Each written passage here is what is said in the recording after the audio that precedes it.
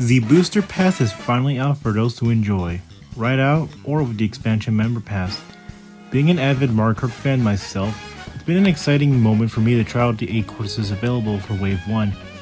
This video will simply be my overall thoughts on the courses present in the Golden Dash and Lucky Bell Cup.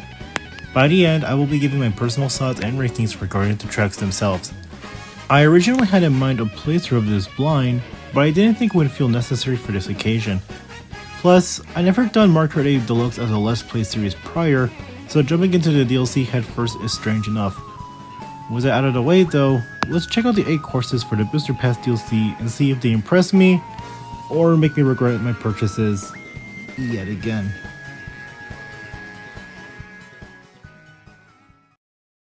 Starting us off is Paris Promenade from Mario Kart Tour.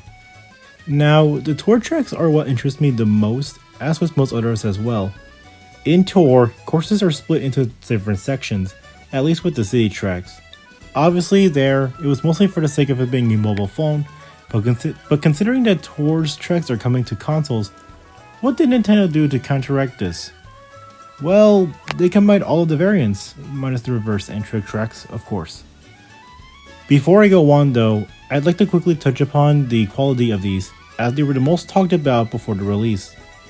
Mario Kart 8's graphics give out a mix of realistic and cartoony visuals. That's apparent for Nitro tracks, but Retro tracks especially are really good in some cases, as they breathe in some life into tracks of old like Mario Circuit. The Booster Pass, well, it's certainly a noticeable difference, alright. They're nowhere near as good as the base game's visuals, and while I find Tour's art still to be very charming in its own right, it doesn't really suit well with 8's. That being said though, some look better because of it, and that's the case with Paris Promenade. It's absolutely gorgeous to look, not as good as something like Rainbow Road from the N64, but it holds up well. The music is also pretty alright, even if I'm not the biggest fan of it. It lives up to the Mario Kart 8 standard at least, especially if they are coming from the Mario Kart band, which makes some phenomenal tracks over the course of Mario Kart 8 Deluxe. But enough about the visuals and music though. How's the actual layout? The first 2 laps start off well enough, pretty much what you'd expect really, although that's not to say nothing was eventful in those laps. There's an alternate route that I completely missed on my first time playing, and I do actually like that. Not only does it act like a shortcut, but it doesn't require a mushroom either. It honestly blows my mind, and that's just the gist of it. The third lap has to be my favorite, bar none, as you take on a completely different route and go completely backwards. A concept that hasn't been seen since Double Dash with Luigi Circuit. It gives this track more variety, and I'm all for it. Off to a good start. Or not. Toad Circuit from Mario Kart 7 was never really an interesting track to begin with, as is the case with most circuit tracks. The only exceptions that I can think of are Daisy Circuit and maybe Luigi Circuit from the GBA, though that's personally on me. The layouts are certainly more engaging than this. It's not a bad layout by any means, but it's not one that I'm really interested in. Besides that though, everything else just kinda sticks out like a sore thumb. No improvements were made, which I didn't even realize until I watched the video that pointed it out. The visuals look like a simple porting mod that you'd see on Game Banana. Really, the only good thing about it is the music. I like the circus theme from 7, so it definitely got a glow up. Even with that though, yeah, it's easily the weakest track of the entire Cup, and maybe even the entire Booster Pass. What isn't weak though, is probably one of my top 3 favorite courses of this pack, Choco Mountain. Unlike the previous 2, Choco Mountain's visuals are nearly on par with the base game's graphics.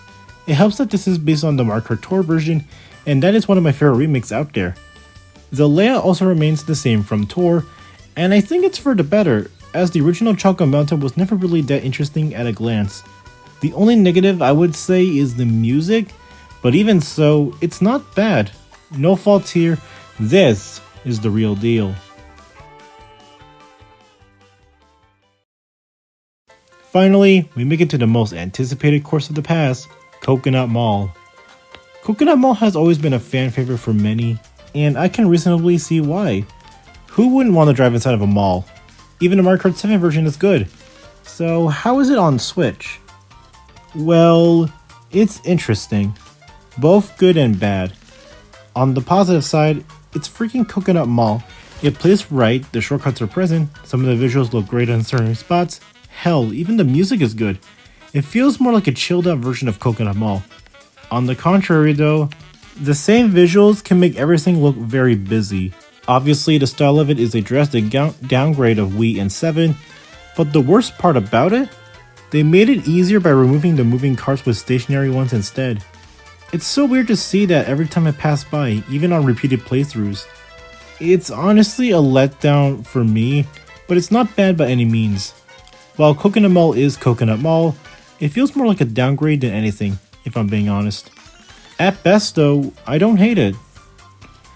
That concludes the Golden Dash Cup, but we're not done yet. Let's see if the Lucky Bell Cup lives up to its name.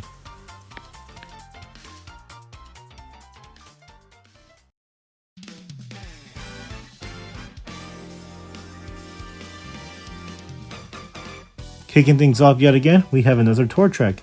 This time being Tokyo Blur, one of the first city tracks from Mario Kart Tour. Much like Paris Promenade, this course also combines elements from its variants, with the exception being 4. Unlike that, however, Tokyo Blur offers something unique for each lap, eventually culminating into a highway on the 3rd lap. The visuals there look alright enough, and the music is great. However, it doesn't nearly live up to how interesting it can get in comparison with Promenade. Still though, I like it. Up next is Shroom Rage. This course, from what I can gather at least, is a little more mixed on people. Some like it, others question why one of the most forgettable tracks made it into the game. My take for Shroom Rage is that, while I'm puzzled by its inclusion, I actually like it a lot more than I initially thought. Sure, it hasn't received too many changes, and the visuals stick out like a little more than Toad Circuit, although it's way better than that. But I somehow enjoy driving through the busy highways, not to mention the absolutely fantastic remix provided. Shroom Rage will unfortunately always be Shroom Rage, but it manages to surprise me in a few ways, and that's okay. Apparently there's this shortcut as well, and I've never been able to take it before, but I really thought it was cool. Now, Sky Garden. Oh boy, it's a bit of a doozy. Tour's version is fine, but it strips away a lot of the layout present from the original. Now sure, Sunset Wilds and Cheep Cheep Island has similar changes, but I never experienced them. I played DS a hell of a lot as a kid, and Sky Garden is one of my favorites. I can easily point out how different it is, and unfortunately, the same layout is used in Tour, making it one of the shortest GBA tracks in Mario Kart 8 Deluxe. There's more beyond it though, and not in a good way. Shortcuts aren't as interesting, the visuals are way too oversaturated and bright, the music is okay at best, and the obvious missed potential for anti-gravity here. The course has a lot of problems, and it really pains me to see it like this. It's not a bad course by any means though, like the rest of the courses up until this point. It's just heavily downgraded, that's all. But going from a heavily downgraded track to perhaps one of the most popular tracks that come out of the past, we have our final track, Ninja Hideaway. Admittedly, I wasn't too interested in it when I played Tour, and initially it stayed that way. But the more I played it, the more it started to grow on me. The more it grew, so did my appreciation for it. Ninja Hideaway has a lot of branching pathways, and no 2 laps are ever the same for any player. The setting is very unique, the visuals help out this course very well, the music has no right to go as hard. It's also one of the most difficult courses. What? Difficulty in Mario Kart 8? Holy crap, what a concept! I can see why Ninja Hideaway is widely talked about and beloved by many. Who knew that a course from Tour would spark the hearts of many? It would stand high to the likes of Mount Wario and Big Blue online. I don't need to say this, but man, what a way to finish the Lucky Bell Cup. And there we have it, my thoughts on the 8 courses that are available in Booster Pass 1. I'm honestly surprised by how positive I've been to most of the courses, even the ones that received the biggest nerfs.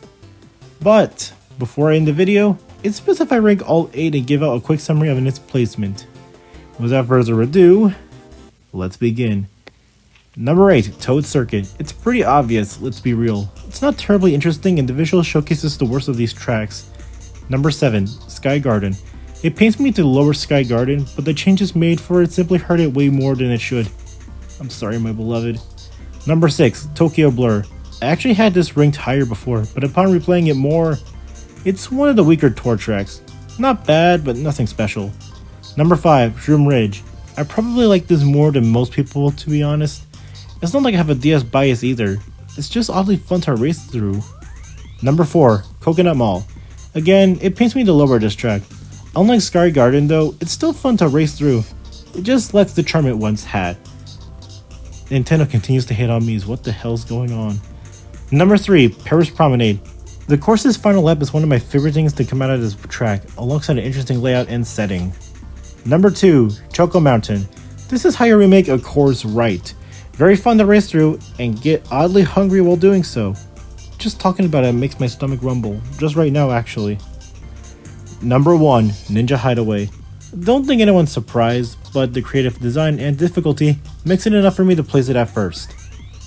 Now, keep in mind that this is the current placement of the tracks. Things may switch around as new waves are released. For now though, this is my placement, and this is where I head off. Thank you all for watching, and remember that Stu cares about you. Now if you'll excuse me, I gotta listen to Shroom Rage for the millionth time. Bye!